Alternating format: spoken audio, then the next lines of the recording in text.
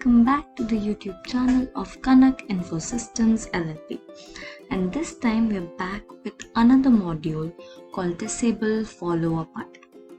Now, if you've been using Odoo for a while, you would be aware about the Odoo Chatter.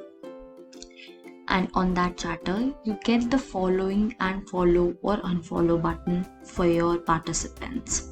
Now, when you follow somebody, you get all the notifications about any activity that they may perform or that certain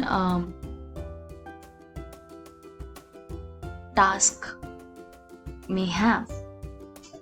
Now, to overcome that unnecessary notifications, we have come up with this module. So let me show you how this works. Let me show you how it is generally without using the module. Here is the following, unfollow, follow button, right? Now once you buy and install the module, you don't have to have any extra configuration for it. Go to the settings. First of all, activate the developer mode.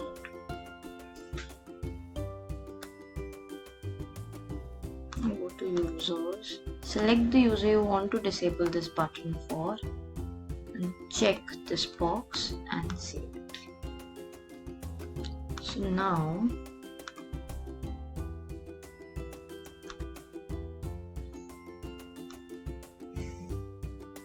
I no longer have that button.